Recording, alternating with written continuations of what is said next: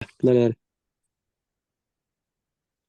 Buenos días, profesor. Mi nombre es Benjamín Zúñiga y en este video le presentaremos nuestro trabajo de investigación ABP. Los integrantes del grupo son Vicente Vargas, Agustín Ponce, Bruno Araneda, Rodrigo Maldonado y Tomás Aguirre. El caso a investigar es el de la muerte de un famoso comediante y actor, Richard Lewis, quien murió a los 76 años de edad tras un infarto. El objetivo del trabajo es buscar una hipótesis al infarto y comprobarla con los conocimientos en mecánica de fluidos y fórmulas vistas en clase. Siguiente diapositiva, por favor.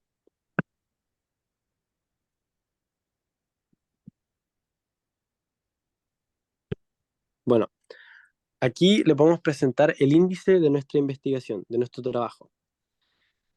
Primero se presentarán los pasos ABP, por ejemplo, la identificación del problema o la hipótesis. Y después, cuando tengamos una hipótesis, se intentará comprobar con todas las fórmulas vistas en clase que están presentes en el índice. Después, ese resultado será presentado en la conclusión. Siguiente diapositiva, por favor. Bueno, estos son algunos conceptos que creemos que son importantes a la hora de poder entender lo que será después en la investigación. Arteria. Una arteria es un vaso sanguíneo que transporta sangre desde el corazón a los diferentes órganos. Vena. Una vena es un vaso sanguíneo que transporta sangre desde los órganos al corazón. Infarto. Es la necrosis o muerte de las células de un órgano o parte de él por falta de riego sanguíneo debido a una obstrucción o estenosis de la arteria correspondiente. Coágulo. Los coágulos son masas que se presentan cuando la sangre se endurece pasando de líquida a sólida. Un coágulo que se forma dentro de una vena o arteria se denomina trombo. Trombosis. La trombosis es la formación de un coágulo al interior de un vaso sanguíneo. Miocardio. Es el tejido muscular del corazón. Es el encargado de bombear la sangre por el sistema circulatorio mediante su contracción. Enfermedad de Parkinson. Es un trastorno progresivo que afecta el sistema nervioso y las partes del cuerpo controladas por los nervios. Los síntomas aparecen lentamente. Los temblores son habituales, aunque el trastorno puede causar rigidez o una disminución del movimiento. Ahora mi compañero Agustín Ponce continuará con el primer paso ABP, que es la identificación del problema. Luego de analizar la noticia, se encontraron diversos problemas, desde el principal que fue el infarto que provocó la muerte del actor, junto con otros problemas previos presentes en su persona. Por ejemplo, su enfermedad de Parkinson que había mantenido oculta, el sedentarismo que pudo haber provocado esta, junto con algunos factores de riesgo para este tipo de enfermedades, tales como la edad. Los 76 años al momento de su muerte lo convirtieron en un sujeto de riesgo. Adicionalmente, el ser hombre, el posible colesterol alto en sangre, el estrés a causa de la enfermedad de Parkinson y otras causas que pudieron verse partícipes dando como resultado en el infarto de miocardio. Siguiente.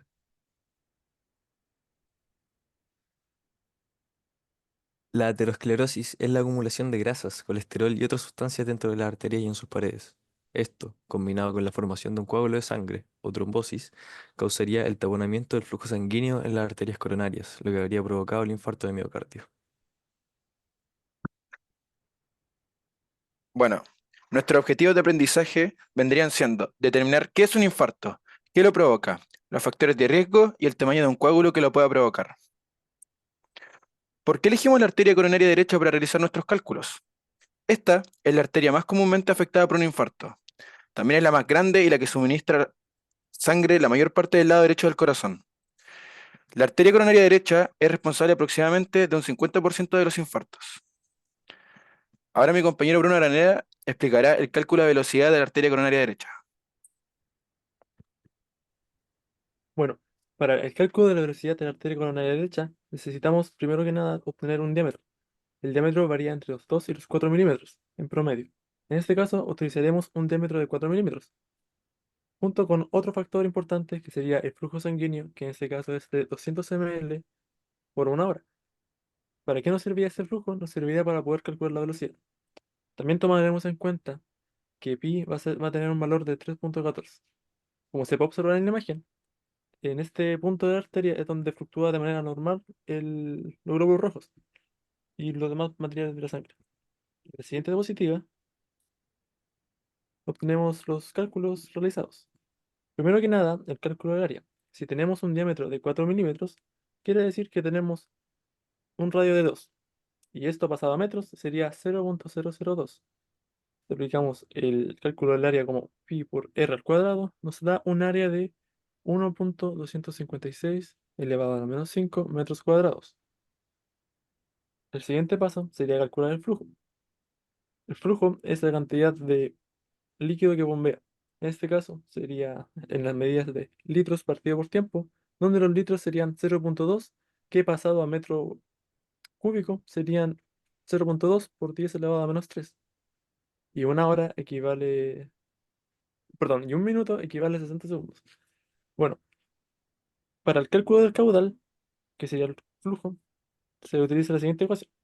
0.2 por 10 elevado a menos 3 partido 60 segundos. Nos daría un flujo de 3.3 por 10 elevado a la menos 6 metros cúbicos partido segundo.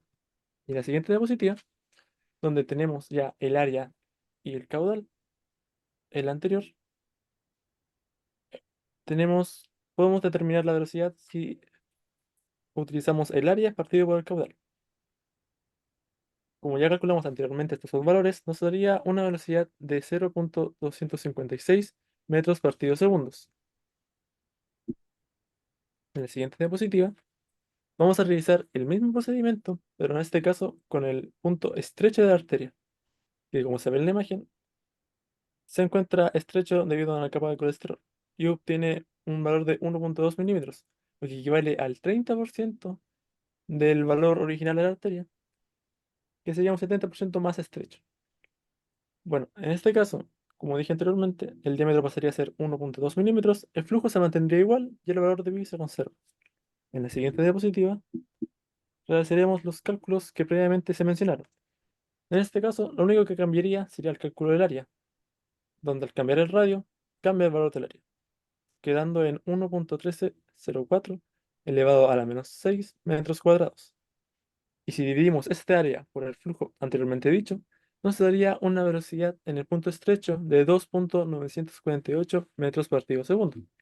Y en la siguiente diapositiva, una vez que tenemos estos dos valores del área inicial junto con la velocidad inicial y el área en el punto estrecho con la velocidad en el punto estrecho, podemos utilizar la ecuación de continuidad, que nos permite predecir, entender el comportamiento de los fluidos en diversos sistemas, pero asegurando el principio fundamental de la conservación de la masa.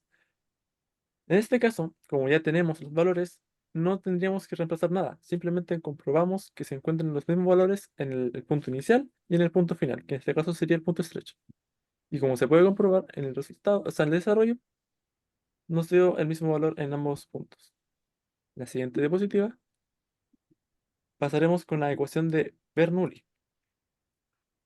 Em, Esta ecuación nos permite que en un flujo, la suma de la presión estática, la presión dinámica y la presión de vida son constantes a lo largo de una línea de corriente. Pero en este caso, al utilizar dos puntos de la misma arteria, podemos tomar en cuenta que la variación entre los dos puntos de altura es despreciable, quedando para calcular solamente la diferencia de presión, los valores como se ve en la parte de abajo de la diapositiva. En la siguiente diapositiva, vamos a encontrar los datos que vamos a utilizar en este procedimiento, siendo la densidad tomando un valor de 1060 kilogramos partido metros cúbicos, la velocidad inicial 0.256 metros partido segundos, la velocidad final con un valor de 2.948 metros partido segundo. Ahora solamente nos queda reemplazar para encontrar la diferencia de presión que se encuentra entre estos dos puntos, dándonos un valor de 4569.43 pascales, que pasándolo a miligramos de mercurio, que es la unidad de medida con la que se ve la presión de los seres humanos, nos daría un valor de 34.27 miligramos de mercurio, que se encuentra relativamente normal esta diferencia de presión, tomando en cuenta que la presión de un adulto promedio se ubica entre 120 sobre 90 miligramos de mercurio. Entonces podemos concluir que la diferencia de presión es aceptable. Ahora mi compañero Tomás seguirá con la siguiente ecuación. Para determinar si el fluido es laminar o turbulento, ocuparemos el número de Reynolds, comparando el punto de la arteria normal con el punto estrecho, con la siguiente fórmula. Número de Reynolds es igual a densidad del fluido por velocidad de este por el radio del tubo partido la viscosidad del fluido. Siguiente. Para esto utilizaremos estos valores de la arteria normal. La densidad es aproximadamente 1055 kilogramos partido metros cúbicos. La velocidad del fluido, 0.265 metros partido segundos. El radio de la arteria utilizaremos el valor de 2 por 10 elevado a menos 3 metros y una viscosidad de 2700 por 10 elevado a menos 6 pascales, dándonos como valor 207.09 el número de Reynolds, lo cual es menor a 2000, por lo tanto es un flujo laminar. Siguiente. Los valores de la arteria estrechada al 70% son la misma densidad, la velocidad cambia a 2.947 metros partido segundos, el radio a 6 por 10 elevado a menos 4 metros y la viscosidad igual se mantiene. Esto nos da un número Reynolds igual a 690.9, lo cual es menor a 2000, por lo tanto también es un flujo laminar. Siguiente. La ecuación de Poiseuille la utilizamos para entender el comportamiento del flujo de fluidos, pero en este caso la utilizaremos para encontrar la diferencia de presiones para luego usarla en la ecuación de tensión superficial. La diferencia de presión es igual al caudal por 8 veces la viscosidad por el diámetro del glóbulo rojo partido pi por el radio del glóbulo rojo elevado a 4. Siguiente. Los valores que utilizamos son el caudal, que es igual a 3.328 por 10 elevado a menos 6 metros cúbicos partidos segundos. El radio es 3.75 por 10 elevado a menos 6 metros. La viscosidad, la misma ocupada anteriormente. La longitud, 7.5 por 10 elevado a menos 6 metros. Y el pi, 3.14. Dándonos que la diferencia de presiones es de 3.44 por 10 elevado a menos 35 pascales. Ahora, mi compañero Vicente Vargas seguirá con la tensión superficial. Bueno, la tensión superficial es un cálculo que se hace para ver si un objeto, cómo se comporta un objeto en un fluido. Esto se aplica debido a que los glóbulos rojos, o por ejemplo partículas que empezarían a formar un coágulo, se pegaran a las paredes del endotelio de un vaso sanguíneo. Entonces se procede a calcular con T en tensión superficial, R es el radio del glóbulo rojo y P es la diferencia de presiones, que es lo que previamente calculamos. La siguiente. En la siguiente reemplazamos con los valores usados ya previamente, por ejemplo el radio, que es 3.75 por 10 a la menos 6 metros. Ese es el radio de un glóbulo rojo. Y la diferencia de presiones obtenida en la ecuación anterior, que es de 3.395 por 10 a la menos 35 pascales. Esto da un valor total de tensión superficial de 6.365 por 10 a la menos 41 newtons partido metros. En la siguiente. Frente a este cálculo de fuerza de resistencia, este cálculo sirve para entender cómo digamos, la resistencia que aplica un fluido frente a una partícula que viaja en este, es decir, la resistencia que ejerce la sangre o el plasma sanguíneo en contra del glóbulo rojo que viaja en este mismo. Con la siguiente ecuación, teniendo a Fr como fuerza de resistencia, esa P que sería densidad, B es la velocidad, CR es el coeficiente de resistencia y A es el área de la arteria. Siguiente. Bueno, para este cálculo decidimos calcular esto en dos puntos distintos. Primero en el punto normal de la arteria y el segundo en la arteria estrechada al 70%. Bueno, este es el primero, que es el cálculo en la arteria normal, donde los valores de densidad se mantienen, es decir, 1055 kilogramos partido metro cúbico. La velocidad inicial que fue calculada previamente, que es de 0.265 metros por segundo. El coeficiente de resistencia que fue previamente investigado, este es de 0.47, y el área de la arteria normal es de 1.256 por 10 a la menos 5 metros cuadrados, dando una fuerza de resistencia total de 2.186 por 10 a la menos 4 newtons. En la siguiente. Aquí calculamos nuevamente la resistencia, pero esta vez en un punto más estrecho, que es decir, donde está la acumulación de grasa. y se mantiene el valor de la arteria. La velocidad cambia debido a que en este punto, como previamente se calculó, esta aumenta desde 2.947 metros por partido segundo. El coeficiente se mantiene y el área nuevamente se reduce y queda en un 30% de 1.130 por 10 a la menos 6 metros cuadrados. Esto da un total de 2.433 por 10 a la menos 3 newtons de fuerza de resistencia, viendo una disminución en esta. Y en la siguiente diapositiva veremos la fuerza de sustentación, que es digamos, la fuerza perpendicular al flujo que aplica una partícula para mantenerse viajando en este mismo. Aquí en la imagen colocamos el diámetro de un glóbulo rojo para aplicarlo en las fórmulas que vamos a calcular. Digo que vamos a dejar de usar el área de la arteria, sino que vamos a aplicar el área del glóbulo rojo. Eso sería la única. Bueno, y el coeficiente de sustentación también variaría. El resto es igual. La siguiente diapositiva. Vamos a calcular nuevamente la fuerza de sustentación de este glóbulo rojo, manteniendo la densidad. La velocidad vamos a ocupar la inicial. El coeficiente de sustentación disminuye debido a que el de resistencia siempre es mayor. Este disminuye ligeramente y fue investigado y dio de un valor de 0.4. Y esta vez vamos a ocupar el área de la arteria, que da 4.415 por 10 a la menos 11 metros cuadrados, dando una fuerza de sustentación de 6.541 por 10 a la menos 10 newton.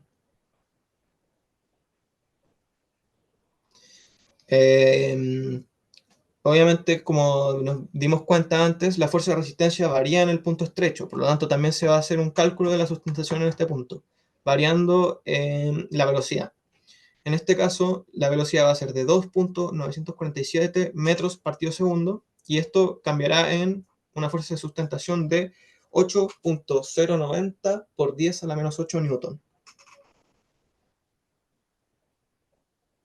Bueno, el principio de Arquímedes es un principio que calcula la fuerza de flotación que tiene un objeto en un fluido.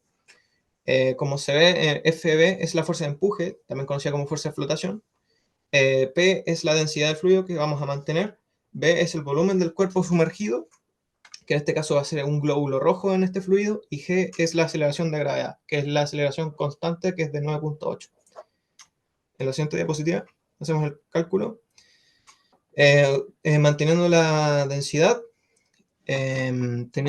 calculando un volumen con el radio del glóbulo rojo, con la respectiva fórmula de cálculo de volumen, que es de 4 partido 3 por pi por radio al cubo, quedando en un volumen de 2.2 por 10 a la menos 16 metros, aceleración de gravedad que es 9.8 metros partido segundo al cuadrado, dando un total de una fuerza de flotación de 2.21 por 10 a la menos 12. Esto se explica debido a que los glóbulos rojos y además los coágulos no flotan por lo general en la sangre. Por lo tanto, esto nos indica que los glóbulos rojos quedarían hundidos en el flujo y por lo tanto llevados por él y no se pegan al endotelio del vaso sanguíneo.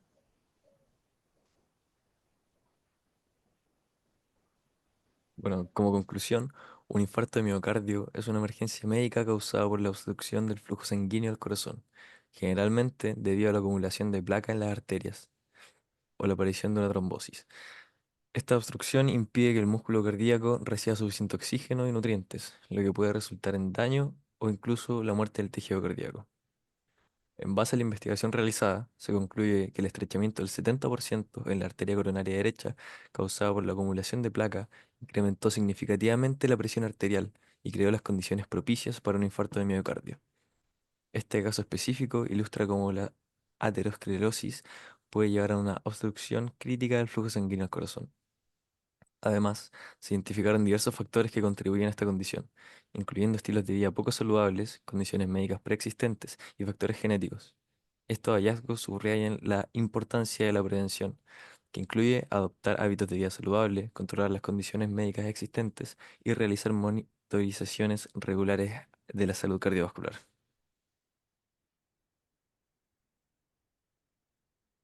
Bueno, aquí tenemos parte de la bibliografía en la que basamos nuestro trabajo. Muchas gracias por su atención.